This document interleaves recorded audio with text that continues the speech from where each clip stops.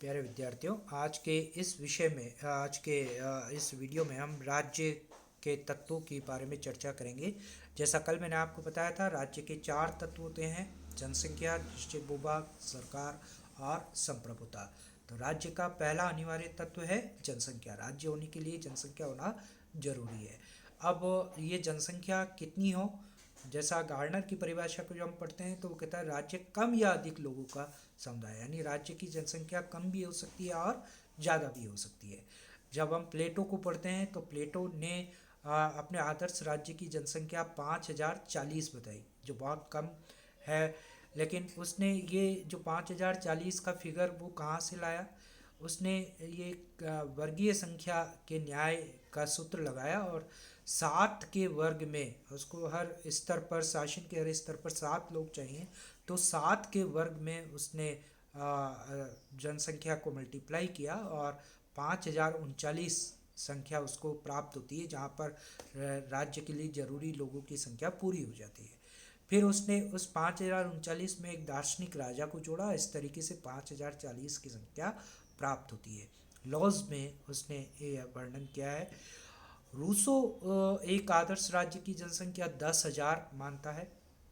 अरस्तु इस पर मध्यम मार्ग की बात करता है और वो ये कहता है कि राज्य की जनसंख्या न तो बहुत ज़्यादा होनी चाहिए, बहुत अधिक जनसंख्या होती है तो उसके भरण पोषण की दिक्कत हो सकती है और उसकी सुरक्षा भी खतरे में पड़ सकती है। लेकिन राज्य की जनसंख्या इतनी कम भी नहीं होनी चाहिए कि उसकी सुरक्षा के लिए पर्याप्त सैनिक भी उसको नहीं मिल सके। इस प्रकार राज्य की जनसंख्या जो है वो संतुलित होनी चाहिए, न बहुत ज़्यादा और न बहुत कम। अरस्तु ये कहता है कि एक अच्छे नागरिक अच्छे राज्य का और बुरे नागरिक बुरे राज्य का निर्माण करते हैं। इसलिए अरस्तु ये कहता है कि राज्य की जनसंख्या के संदर्भ में संख्या महत्वपूर्ण नहीं है, क्वांटिटी महत्वपूर्ण नहीं है, क्वालिटी महत्वपूर्ण है कि उसकी जो जनसंख्या है उसकी गुणवत्ता क्या है, उसमें रहने वाले लोगों का चरित्र कैसा है। अगर राज्य की जनता अच्छी होगी, जनसंख्या अच्छी है, लोग अच्छे हैं, व्यक्ति अच्छे हैं, तो राज्य अच्छा होगा।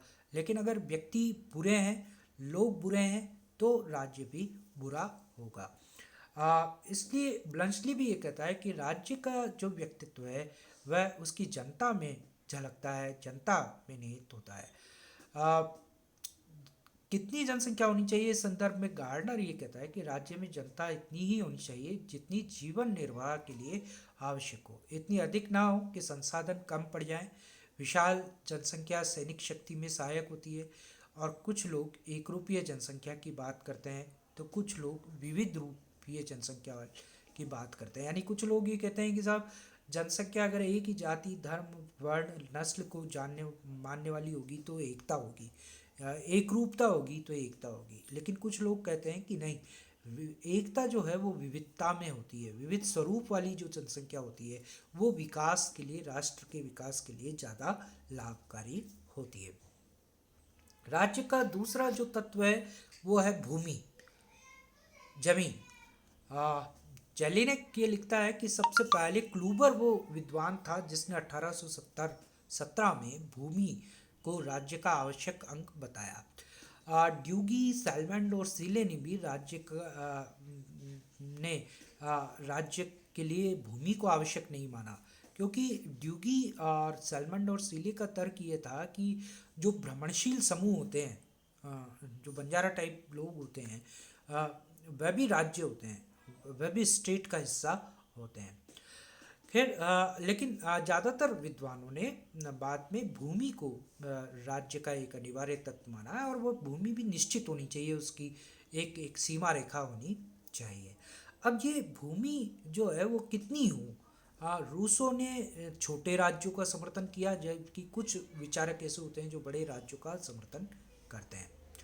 भूमि की जब हम बात करते हैं तो उसमें जल, नभ, थल, ये तीनों उसमें सम्मिलित हो जाते हैं। नभ आकाश, थल पृथ्वी और जल, ये तीनों जो है किसी राष्ट्र की सीमाओं में सम्मिलित होते हैं। जहाँ तक आ, विस्तार का प्रश्न है, भूमि के विस्तार का प्रश्न है, जो छोटे राज्य होते हैं वो प्रशासनिक दृष्टि से बड़े महत्वपूर्ण होते हैं, लेकिन छोटे राज्य सुरक्षात्मक दृष्टिकोण से और उत्पादन के दृष्टिकोण से ठीक नहीं होते हैं, क्योंकि छोटे राज्यों पर कोई बड़ा जो बलशाली राष्ट्र होता है वो आसानी से कब्जा कर सकता है, उसको नियंत्रण में कर सकता है। जैसे यूरोप का इतिहास हमें ये बताता है कि यूरोप में जो छोटे छोटे राज्य थे उन पर जो बड़े राज्य थे, फ्रांस प्रशिया जैसे बड़े राज्य, वो उन पर अधिकार कर लेते थे। इसीलिए बाद में राष्ट्र राज्य का कॉन्सेप्ट आया, जिसमें छोटे छोटे जो राज्य हैं उन्होंने मिलकर के एक बड़े राष्ट्र राज्य का निर्माण किया। अ, तीसरा जो फिर इसके अलग अतिरिक्त बड़े राज्यों की बात करें तो बड़े राज्य जो होते हैं उसका फ़ायदा एक तो ये होता है कि तरह तरह की क्लाइमेट होती है, अलग अलग तरह की वहाँ पे जलवायु होती है, तो उस अलग अलग क्लाइमेट के कारण से जो उत्पादन होता है वह उत्पादन विविधता लिए हुए होता है। जैसे भारत है, भारत का एक विशाल क्षेत्रफल है, उसका फ़ायदा ये है कि भारत में पहाड़ भी है, नदियाँ भी है, माइंस भी हैं, पठार भी हैं, तो उन सब क्षेत्रों में अलग अलग तरह का उत्पादन होता है और हमारी जो आवश्यकताओं की पूर्ति होती है वो हमारी सीमा रेखाओं में होने वाले उत्पादन से हो सकती है। लेकिन बड़े राज्यों का नुकसान ये है कि ये प्रशासनिक दृष्टि से कमज़ोर होते हैं और क्योंकि शासन चलाना बड़े राज्यों में आसान नहीं होता है।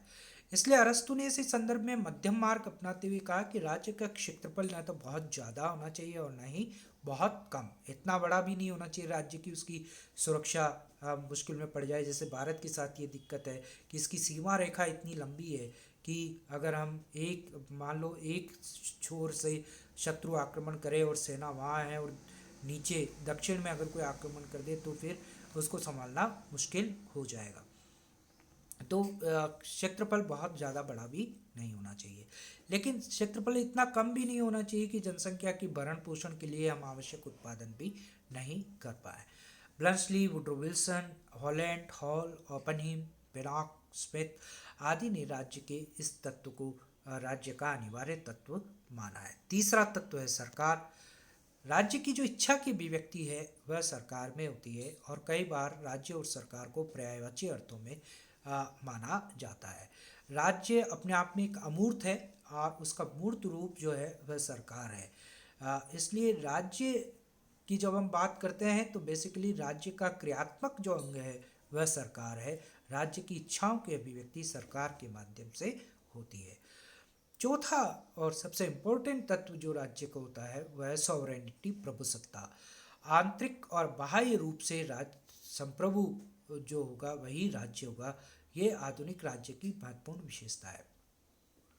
सबसे पहले संप्रभुता की बात बोधा ने की, 16वीं शताब्दी में उसने इस तत्व का सबसे पहले निरूपण किया और ये कहा बोधा ने कि ये संप्रभुता ही वो तत्व है जो राज्य को डाकुओं के गिरोह से अलग करता है।